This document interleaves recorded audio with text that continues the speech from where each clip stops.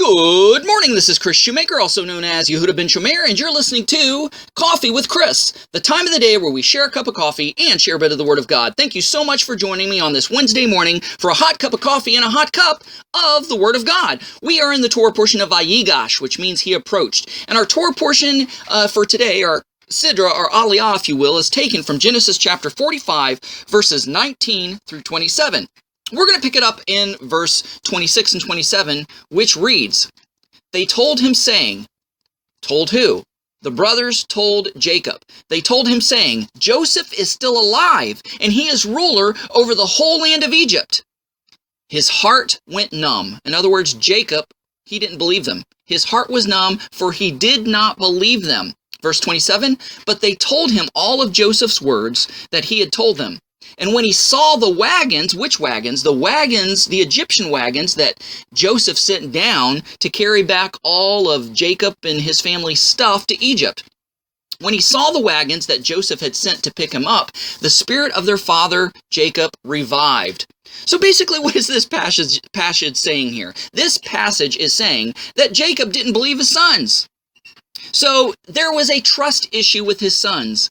You know, I think he always had the suspicion that something happened, something nefarious happened to Joseph, and his brothers were somehow involved, that it wasn't just as simple as some wild animal tearing him to shreds. I think there was always doubt in Jacob's mind. Maybe there's other things that the brothers had done that caused Jacob not to trust them. So, hard lies deserves hard proof. You know, if you're going to counteract a lie, you've got to have some proof. And you know, there are some people in this world who are just habitual liars. They're chronic liars. And if they, don't lie, then they stretch the truth. They're embellishers. They're exaggerators. You know, they tell tall fish tales. And you take what they say with a grain of salt, and you can't really trust them. You can't really believe them until and unless there's proof to back that up. And it's totally okay not to trust somebody at face value. Even Paul the Apostle said, you know what, I praise the Bereans because the Bereans didn't take what I said as gospel truth. They took what I said and went back to their homes and back to their little study groups, and they went through all the scriptures that I preached to, comparing passage with passage, just to find out if what I was teaching them and what I was saying was truth. They're Bereans, they're noble, they're studiers. They were testing what I said, and I'm totally fine with that because I have nothing to hide because I was telling the truth. But I didn't expect them to take what I said at face value.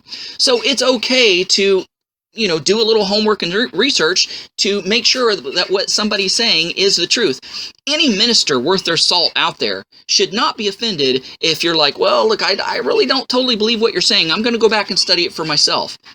You know, a minister should never be offended at that. I would praise my people if they said something like that because I want them to study things for themselves to find out if it's true. So here we have, the sons of Jacob, and they said, yeah, Joseph's alive. Oh, wait a second. 20-some years ago, you said that you implied he was dead, and you made it look like he was ate up by a wild animal, and so now I'm supposed to believe you that you say all of a sudden, oh, he's alive? I don't believe you. It says that his heart went numb, for he did not believe them. And when did he believe them? He only believed them when he saw hard proof and evidence of what they said was true.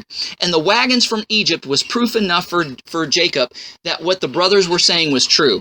So even the scriptures tell us that we shouldn't believe what every spirit says to us, what we get from spiritual sources. We are to test the spirits to see if they're from God or not. So we are to put everything to the test in order to find out what is really, really true. Guys, thanks so much for listening. Go out there and have a great day. Shalom and God bless.